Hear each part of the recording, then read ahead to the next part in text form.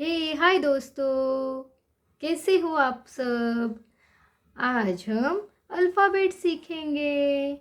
चलो शुरू करते हैं।